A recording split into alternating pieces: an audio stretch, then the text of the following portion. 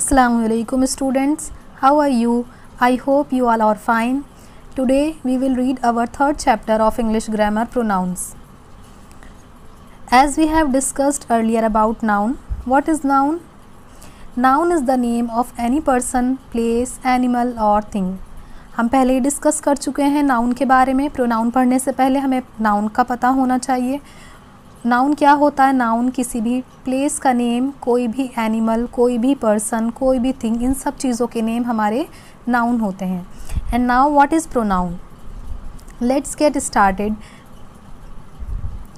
Read the paragraph and underline the pronounce. यहाँ पर आपको एक पैराग्राफ दिया गया है और उसमें आपको प्रोनाउन को अंडरलाइन करना है. Anya and her brother are going to their grandmother's house. She is called Stella. Though she is 80 years old, she cooks for her grandchildren herself when they visit her. She loves each of them very much. The big house that she lives in is hers. यहाँ पर आपको pronoun को underline करना है. तो pronoun क्या होते हैं? What are pronouns? Pronouns are words that are used in place of nouns. Pronouns agree with the nouns they replace in number and gender. तो नाउन्स हमें पता है नाउन्स क्या होते हैं. तो जो वर्ड्स नाउन्स के प्लेस पर यूज़ किए जाते हैं वो हमारे होते हैं प्रोनाउन. जैसे यहाँ पर शी इज़ कॉल्ड स्टेला. यहाँ पर शी हमारा जो है वो प्रोनाउन है क्योंकि ये नाउन की प्लेस पर यूज़ किया गया है. Here she, herself, they, her, she, them, she, hers, ये सब हमारे प्रोनाउंस हैं क्योंकि ये हमारे नाउन्स की प्लेस पर यूज़ किए गए हैं.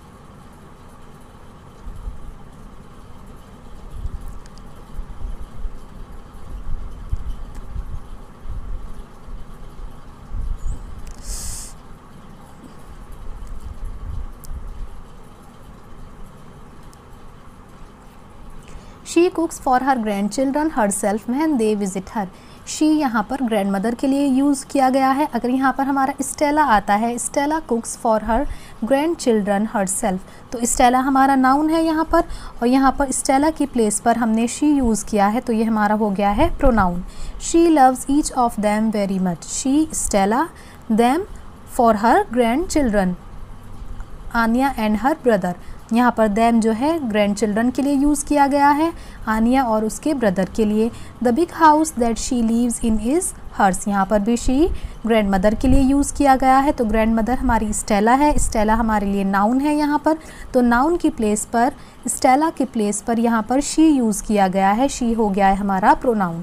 तो प्रोनाउन वो वर्ड्स होते हैं जो नाउन की प्लेस पर यूज़ किए जाते हैं.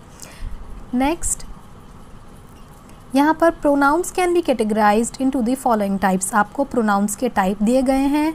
Here there are 9 types of pronouns. Personal pronoun, possessive pronoun, reflexive pronoun, emphatic pronouns, interrogative pronouns, relative pronouns, demonstrative pronouns, distributive pronouns, indefinite pronouns. यहाँ पर आपको 9 टाइप्स दिए गए हैं प्रोनाउंस के. आगे देखते हैं, उसे एक्सप्लेन किया गया है. Personal pronoun. What are personal pronoun? Personal pronoun कौन से होते हैं? Personal pronouns are used in place of the names of people and things. If the personal pronoun is the doer of the action that is the subject of the sentence, it is called are subject pronoun. Personal pronoun कौन से होते हैं हमारे? They liked her very much. She gave the book to him. यहाँ पर आपको examples दिए गए हैं पर्सनल प्रोनाउन के. तो पर्सनल प्रोनाउन हमारे होते हैं are used in place of the names of people and things. जो किसी भी चीज़ या कोई भी पीपल के नेम पर हम यूज़ करते हैं वो होते हैं हमारे personal pronoun. They liked her very much. यहाँ पर दे हमारा सब्जेक्ट है, subject pronoun, and her is object pronoun. तो देखिए, if the personal pronoun is the doer of the action. अगर पर्सनल प्रोनाउन कौन है? काम को करने वाला है. The doer of the action है, that is the subject of the sentence.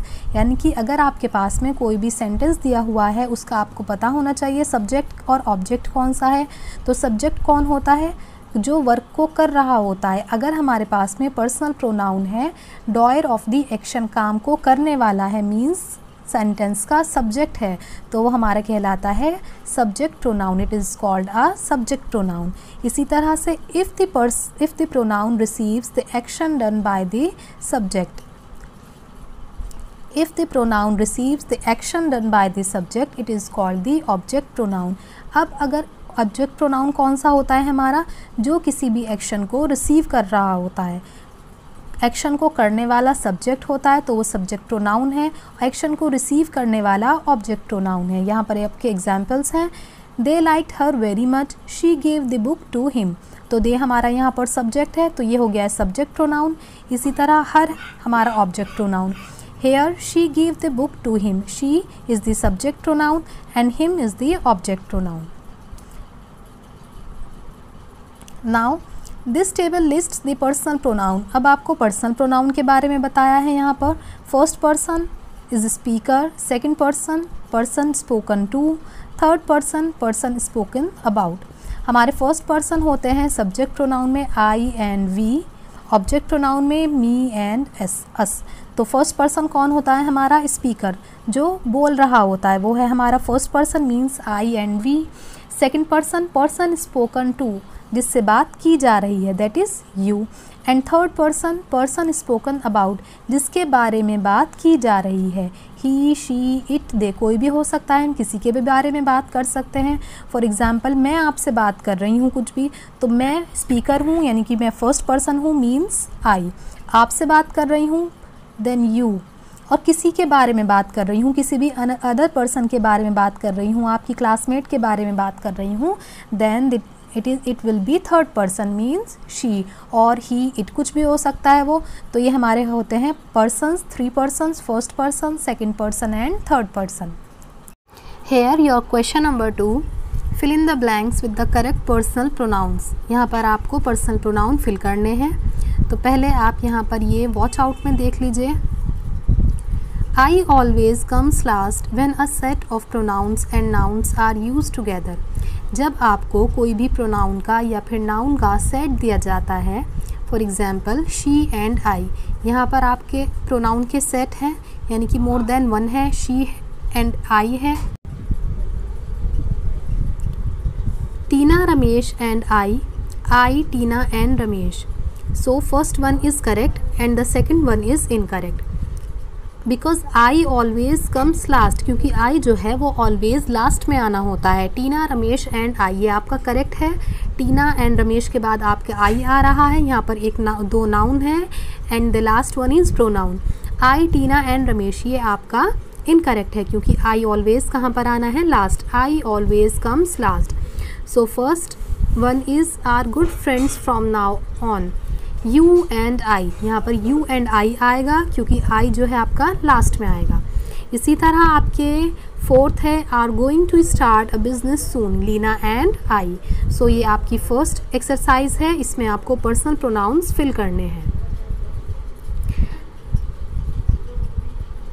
Now the second kind of pronoun is possessive pronoun. Possessive pronouns क्या होते हैं? Possessive pronouns show ownership. They tell us who or what something belongs to. Possessive pronouns क्या show करते हैं? Always ownership को show करते हैं। ये हमें बताते हैं कि who और what, कौन और क्या चीज़ किससे बिलोंग कर रही है। First example, we bought 2 hats. The blue one is Mina's and the pink one is mine. अब देखिए ये यहाँ पर है we bought 2 hats, हमने 2 हैट ख़रीदे, ब्लू वाला मीना का है and the pink one is mine. Pink one जो है, पिंक वाला जो है वो मेरा है। तो ये किसको शो कर रहा है? ये ऑनरशिप को शो कर रहा है, मेरा बता रहा है कि आपने 2 हैट ख़रीदे हैं, एक तो ब्लू वाला, एक ब्लू हो गया है और एक पिंक है। तो ब्लू जो है वो मीना का है और पिंक जो है वो मेरा है, तो यानी कि माइन, यहाँ पर ये ऑनरशिप है। इसी तरह Suresh and Reena have 2 cars, the jeep is his and the and the sedan is hers। Suresh and Reena ने इसके पास 2 कार्स हैं, तो जीप हिज मीन्स सुरेश की है, यहाँ पर हिज सुरेश के लिए यूज़ किया गया है, and the sedan is hers, Reena की sedan है। तो यहाँ पर ये ऑनरशिप को शो कर रहा है कि सुरेश के लिए हिज एंड रीना के लिए हर्स। तो ये हमारे पोजेसिव प्रोनाउंस हैं। यहाँ पर भी first person, second person and third person के अबाउट बताया गया है। सो पॉजेसिव प्रोनाउन में आपके सिंगुलर में mine, plural ours, second person yours and the third person his, hers and the last theirs. Clear? Now the third one is reflexive pronoun. What are reflexive pronouns? Reflexive pronouns are used when we want to refer back to the subject of the sentence. In some cases, they can act as the object of the sentence if the subject and the object are the same. The reflexive pronouns are, यहाँ पर आपको reflexive pronouns दिए गए हैं, myself, yourself, himself, ये सब आपके reflexive pronouns हैं। अब रिफ्लेक्सिव प्रोनाउन का यूज़ कहाँ पर होता है? Reflexive pronoun reflect to subject, जो प्रोनाउंस आपके सब्जेक्ट को रिफ्लेक्ट करते हैं इन सिंपल लैंग्वेज, वो आपके रिफ्लेक्सिव प्रोनाउंस हैं। First example, I looked at myself in the mirror. अब देखिए, I looked at myself in the mirror. What is the subject in this sentence? I. आपको first example दिया गया है, इसमें आपका सब्जेक्ट क्या है? आई है इसमें आपका सब्जेक्ट। और मैंने अभी आपको बताया है कि जो प्रोनाउंस हमारे सब्जेक्ट को रिफ्लेक्ट करते हैं, हमारे सब्जेक्ट को दिखाते हैं एक तरीके से, वो हमारे रिफ्लेक्सिव प्रोनाउंस होते हैं। अब आपके फर्स्ट एग्जाम्पल में आई आपका सब्जेक्ट है। आई looked at myself in the mirror, मैंने ख़ुद को मिरर में देखा। तो किसने देखा है मिरर में? मैंने देखा है। तो यहाँ पर माई सेल्फ आपका रिफ्लेक्सिव प्रोनाउन है, यानी आई आपका सब्जेक्ट है। रिफ्लेक्सिव प्रोनाउंस आपके सब्जेक्ट को रिफ्लेक्ट करते हैं, आपके सब्जेक्ट को दिखाते हैं। तो यहाँ पर आपका सब्जेक्ट आई है और किसने देखा है मिरर में ख़ुद को? मैंने देखा है। तो आई यहाँ पर माई सेल्फ, तो माई सेल्फ आपका रिफ्लेक्सिव प्रोनाउन है। इसी तरह लास्ट एग्जाम्पल देखिए, the students solve the problems themselves, students ने अपनी प्रॉब्लम्स खुद सॉल्व की। यहाँ पर आपका सब्जेक्ट क्या है? द स्टूडेंट्स, स्टूडेंट्स आपका सब्जेक्ट है। और प्रॉब्लम किसने सॉल्व की है? स्टूडेंट्स ने खुद ने सॉल्व की है। तो स्टूडेंट्स के लिए यहाँ आपके पास देमसेल्व्स है और हमारा रिफ्लेक्सिव प्रोनाउन होता है जो सब्जेक्ट को रिफ्लेक्ट करते हैं। तो यहाँ पर सब्जेक्ट हुआ है हमारा द स्टूडेंट्स और प्रॉब्लम सॉल्व किसने की है? स्टूडेंट्स ने की है। कैसे की है? खुद की है। तो themselves is your reflexive pronoun. Clear?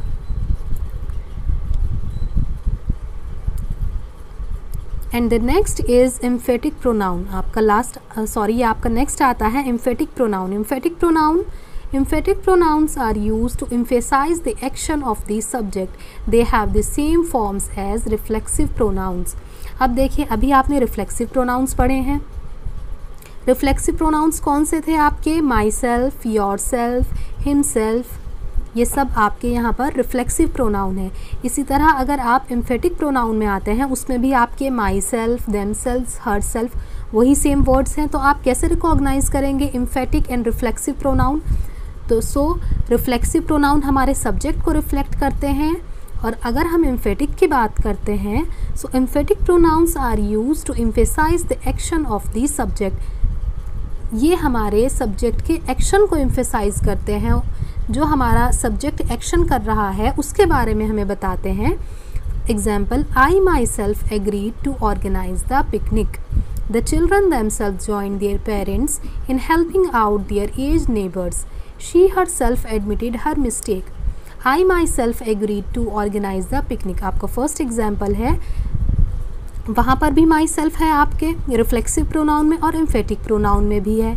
तो रिफ्लेक्सिव प्रोनाउन में आपका देखिए, रिफ्लेक्सिव प्रोनाउन में माई सेल्फ, लेकिन यहाँ पर ये सब्जेक्ट को रिफ्लेक्ट कर रहा है। माई सेल्फ आई के लिए है यहाँ पर। और इसी तरह अगर आप एम्फेटिक प्रोनाउन में देखते हैं, ये माई सेल्फ इसके एक्शन को एम्फेसाइज कर रहा है। Agreed to organise the picnic, मैंने ख़ुद को एग्री किया किस लिए? पिकनिक को ऑर्गेनाइज करने के लिए।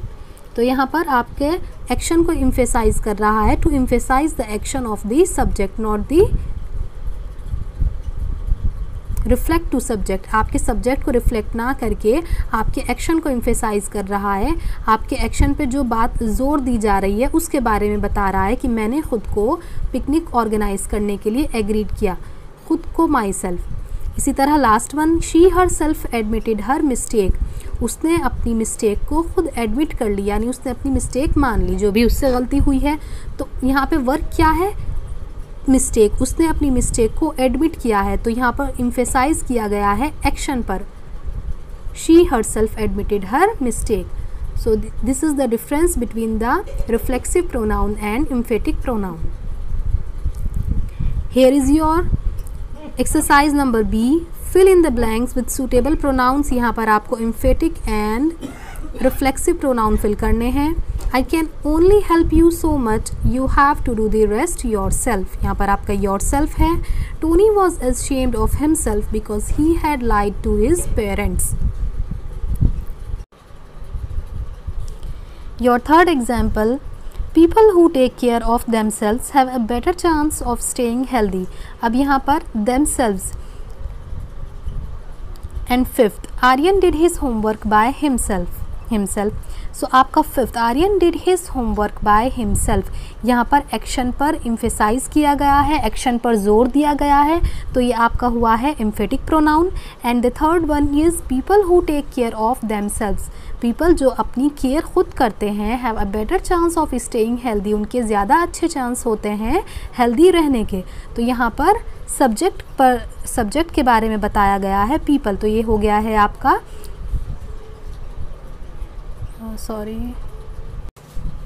तो ये हो गया है आपका रिफ्लेक्सिव प्रोनाउन। क्लियर?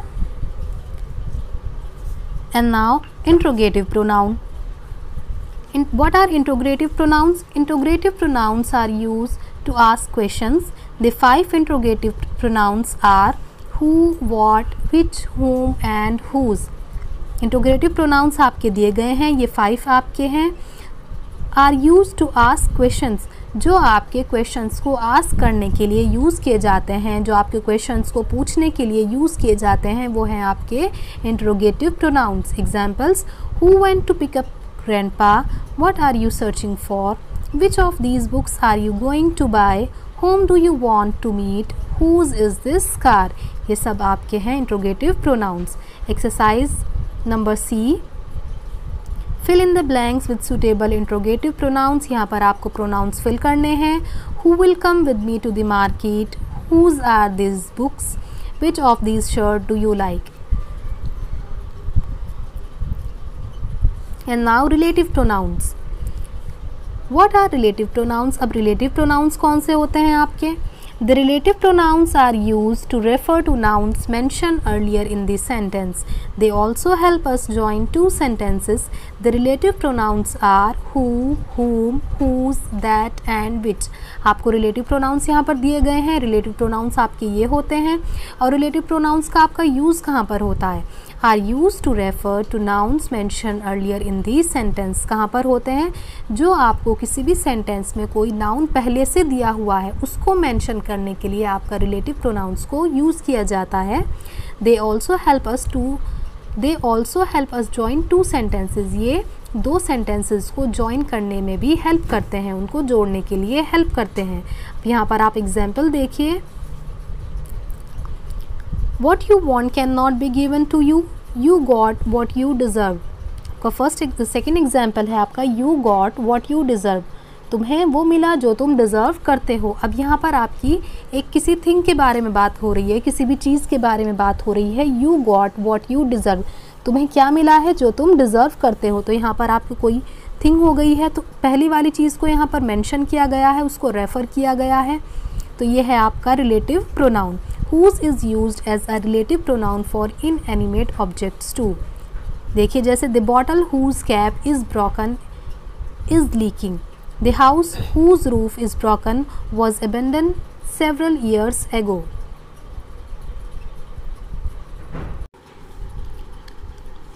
वो बॉटल जिसकी कैप टूट गई है वो लीक हो रही है। तो यहाँ पर आपके पहले वाले नाउन को रेफ़र किया जा रहा है, मीन्स आपकी बॉटल को रेफ़र किया जा रहा है कि जिस बॉटल की कैप टूट गई है वो लीक हो रही है।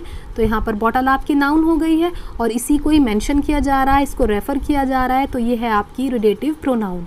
अब यहाँ पर आपके रिलेटिव प्रोनाउन दिए गए हैं इस टेबल में।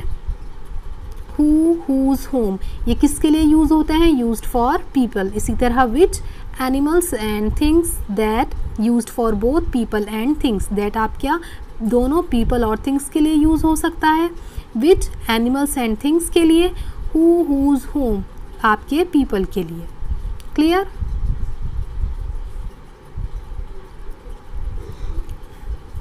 And the next is demonstrative pronouns. Demonstrative pronouns point to specific people and things. These are this, that, these and those. ये आपके demonstrative pronouns होते हैं और ये कहाँ पर यूज़ होते हैं? Point to specific people and things. किसी भी specific people को और things को point out करने के लिए ये आपके demonstrative pronoun का यूज़ किया जाता है। This is the boy who is a member of the music group. आप किसी बॉय की तरफ पॉइंट आउट करके बात कर रहे हैं, उसकी तरफ इशारा करके बात कर रहे हैं कि ये वो लड़का है जो म्यूज़िक ग्रुप का मेंबर है। तो यहाँ पर दिस जो है वो डिमॉन्स्ट्रेटिव प्रोनाउन हुआ है क्योंकि किसी एक बॉय के लिए आप पॉइंट आउट कर रहे हैं, किसी एक बॉय को पॉइंट आउट कर रहे हैं, उसके बारे में बात कर रहे हैं। That is the lake where we can go rowing. These cookies are tastier than those in the jar. ये those भी आपका डिमॉन्स्ट्रेटिव प्रोनाउन है क्योंकि आप पॉइंट आउट कर रहे हैं किसी चीज़ को। तो ये आप जो भी पॉइंट आउट करते हैं स्पेसिफिक पीपल को, थिंग्स को, वो आपके डिमॉन्स्ट्रेटिव प्रोनाउन होते हैं। And the next is distributive pronounce. Distributive pronouns are used to talk about people or things as individual members of a pair or of a group. Distributive pronoun is always singular and is therefore followed by a singular verb. यहाँ पे पहले आपको बताया गया है कि distributive pronoun always singular form में होते हैं और वो singular verb को follow करते हैं। तो डिस्ट्रीब्यूटिव प्रोनाउंस आपके कहाँ पर यूज़ होते हैं? To talk about people or things as individual members of a pair or a group.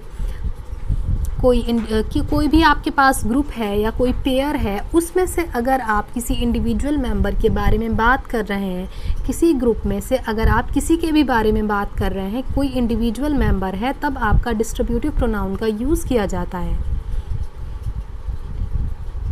Examples हैं आपके,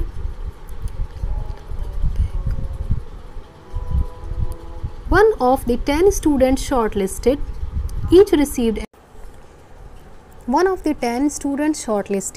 received an award. अब यहाँ पर आपको एक ग्रुप दे दिया गया है, 10 स्टूडेंट शॉर्टलिस्टेड थे, यानी कि 10 स्टूडेंट्स के नेम थे लिस्ट में। ईच रिसीव्ड एन अवार्ड, और हर एक को अवार्ड मिला। तो यहाँ पर ईच हो गया है आपका। 2 buses near my house either can take you to the railway station but neither goes to the airport. Each of the pastries has a unique flavor. अब यहाँ पे थर्ड एग्जाम्पल देखिए आप, each of the pastries has a unique flavor. Her pastry का unique flavour था। तो each आपका हो गया है यहाँ पर distributive pronoun. Either of the books is a good choice for a gift. Neither of the two speakers was knowledgeable about the subject. तो ये हैं आपके सब distributive pronounce.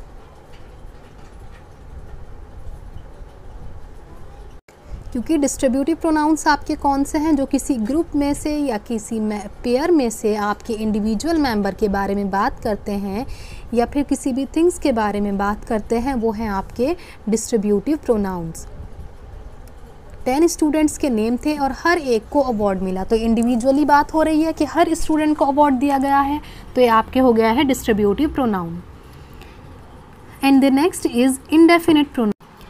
Indefinite pronouns are used to talk about people or things in general. They do not refer to specific things. अब indefinite आपको name से ही show हो रहा है। Are used to talk about people or things in general, जो किसी generally people या किसी थिंग्स के बारे में बात करते हैं, किसी भी कोई स्पेसिफिक थिंग्स, कोई स्पेशल थिंग को रेफर नहीं करते हैं, वो आपके इंडेफिनिट प्रोनाउंस हैं। They include anyone, anybody, anything, someone, somebody, something, no one, nobody, nothing। ये सब आपके इंडेफिनिट प्रोनाउंस है। First example, anyone can apply for the course. कोई भी कोर्स के लिए अप्लाई कर सकता है। अब यहाँ पर किसी कोई स्पेसिफिक मेंबर के बारे में बात नहीं कही गई है कि किसी के स्पेशल का नाम लेकर के सिर्फ वही कोर्स के लिए अप्लाई कर सकता है। एनीवन, कोई भी कर सकता है। तो यानी कि पीपल के बारे में बात हो रही है, जनरल पीपल के बारे में बात हो रही है, किसी के लिए कोई बाउंडेशन नहीं है यहाँ पर।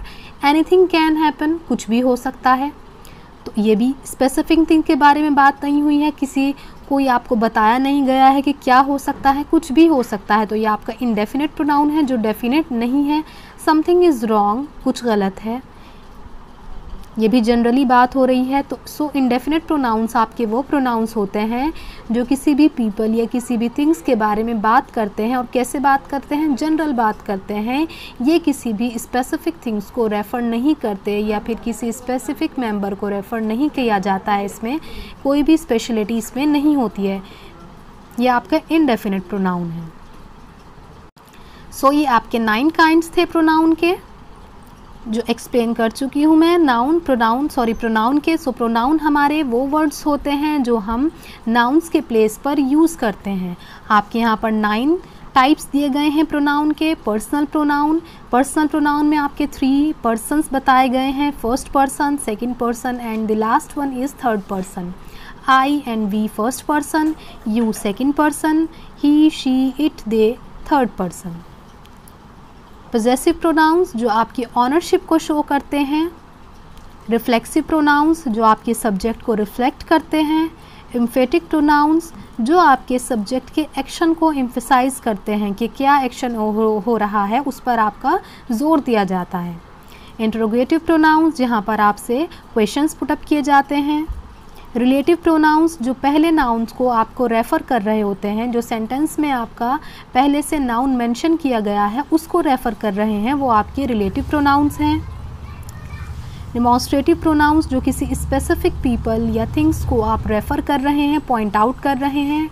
डिस्ट्रीब्यूटिव प्रोनाउन जो किसी ग्रुप में से या कोई पेयर है आपके पास, उसमें से आप इंडिविजुअल मेंबर के बारे में बात कर रहे हैं या फिर किसी थिंग्स के बारे में बात कर रहे हैं। इंडेफिनिट प्रोनाउन ये किसी भी स्पेसिफिक थिंग्स को रेफ़र नहीं किया जाता है, इसमें आपके किसी भी पीपल, किसी भी थिंग्स के बारे में जनरली बात की जाती है। ये आपके 9 टाइप्स हो गए हैं। I hope you enjoy the video. Take care. अल्लाह हाफिज़।